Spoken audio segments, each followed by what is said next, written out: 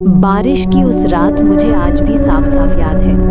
नई दुल्हन बनकर उस अनजान घर में कदम रखे मुश्किल से 3 ही हफ्ते हुए थे, लेकिन उस दिन हवा में कुछ ऐसा था जिसने मेरी सांसें कहीं गले में अटका दी थी। बाहर लगातार बरस रही बूंदें जैसे हर पुरानी दीवार में छुपे राज को कुरेद रही थी। हल्की हवा सरसराती है। अचानक लगा ये घर उतना खाली नहीं जितना दिखता है। पहले तो लगा नया माहौल है, सब ऐसा ही लगता है, लेकिन अजीब चीजें एक एक कर होने लगी। रात को 2 बजे बाथरूम के टायर्स पर कोई जैसे उंगलियां रगड़ता, धीरे धीरे, लंबी सांसों जैसी आवाज के साथ। सुबह उठती तो मेरी चूड़ियां बिस्तर के पैरों के पास पड़ी होती, जबकि सोने से पहले मैं उन्हें ठीक से साइड टेबल पर रखती थी। पति कहते थकान है, वहम है, लेकिन वहम इतने सटीक कैसे हो सकते हैं। एक शाम जब बारिश शुरू ही हुई थी, मैं रसोई में थी।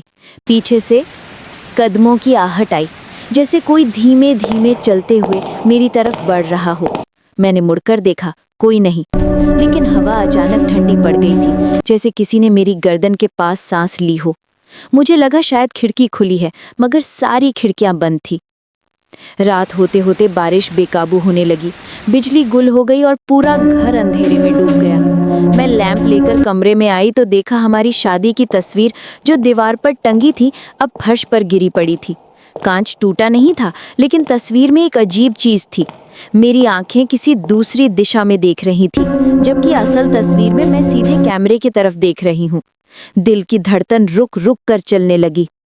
उसी अंधेरे में मैंने पहली बार उसे सुना। ऊपर वाले स्टोर रूम में किसी चीज के घिसटने की आवाजें आईं, भारी, अनियमित, जैसे कोई लंबे समय बाद उठकर चलने की कोशिश कर रहा हो। मैं अकेली थी, पति शहर से बाहर गए हुए थे। मैं चाहकर भी उस आवाज को अनसुना नहीं कर पा रही थी। डर के बावजूद मैं लैंप लेकर सीढ़ियों की तरफ बढ़ी। दरवाजा चरमराया। जब मैंने स्टोर रूम का दरवाजा खोला तो ठंडी हवा का झोंका मेरे चेहरे पर लगा। कमरा खाली था, लेकिन फर्श पर गीले पैरों के निशान थे, छोटे नंगे पैरों जैसे। मैं उस वक्त समझ नहीं पाई कि स्टोर रूम में गीले निशान कैसे हो सकते हैं, जबकि वो कमरा महीनों से बंद था। उसी रात आधी रात को फिर वही आहटें हुई, किसी के चले जाने का एहसास, जैसे मेरे कमरे के बिल्कुल बाहर कोई खड़ा हो। मेरा दिल धड़कने लगा। मैं लैंप जलाए बिस्तर में बैठी रही। बाहर बारिश इतनी तेज थी कि ऐसा लग रहा था जैसे पूरा घर उसके साथ कांप रहा हो।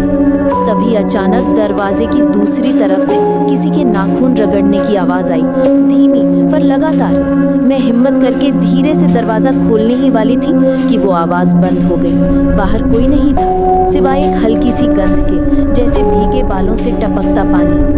अगले दिन मेरी सास ने पहली बार घर की एक पुरानी बात बताई। इस घर में पहले एक और बहू थी, यानी कि मेरे पति की पहली वही पत्नी। मैं सन रह गई। उन्होंने बताया कि 1 साल पहले बिल्कुल इसी मौसम में अचानक वो गायब हो गई थी। कोई सबूत, कोई निशान नहीं मिला, बस उसका दुपट्टा घर के पिछवाड़े के कुएं के पास मिला था।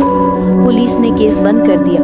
घर वाले चुप हो गए, लेकिन गांव में लोग कहते थे वो अभी भी वापस आती है, खासकर बारिश की रातों को। उस रात मुझे नींद नहीं आई। जैसे जैसे घड़ी 12 के करीब आई, मेरा दिल तेज धड़कने लगा और ठीक 12 बजते ही दूर घंटी की आवाज आई, हमारे मुख्य दरवाजे की, जो बाहर से बजती है। मैं धीरे धीरे नीचे उतरी, दरवाजा खोला, कोई नहीं, लेकिन फर्श पर वही छोटे छोटे गीले पैरों के निशान अंदर की ओर जाते दिखे। मैं स्तब्ध रह गई। मैं उन निशानों का पीछा करते हुए लिविंग रूम तक पहुंची। अचानक लैंप की लॉक कांपी और बुझ गई। अंधेरे में मेरी बाईं तरफ से किसी के बालों के टपकने की आवाज आई, टप टप टप। मैं जम गई, डर के मारे आवाज भी नहीं निकली। फिर एक धीमी सरसराहट सुनाई दी, जैसे कोई मेरे बिल्कुल पीछे खड़ा हो। मैंने हिम्मत जुटाकर मुड़ने की कोशिश की, तभी तेज हवाएं चलने लगी और कमरे में पड़ी पर्दे बुरी तरह फड़फड़ाने लगे। उसी अंधेरे में मुझे एक हल्का सा साया दिखाई दिया, भीगे बाल, सफेद साड़ी और चेहरा नीचे झुका हुआ। वो कुछ नहीं बोली, बस धीरे धीरे मेरे पास आती गई। मेरी सांस रुक गई। मैंने आंखें कसकर बंद कर ली।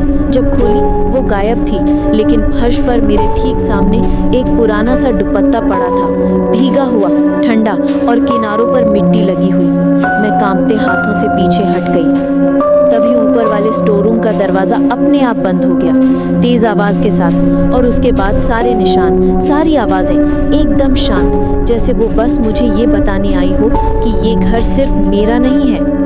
आज भी बारिश की रातों में जब हवा में नमी बढ़ती है, मुझे सीढ़ियों से वही हल्की कदमों की आहट सुनाई देती है।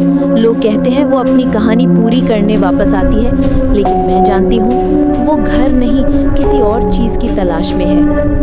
और कभी-कभी जब रात बहुत गहरी होती है तो ऐसा लगता है कि वो मेरे बिल्कुल पीछे खड़ी है।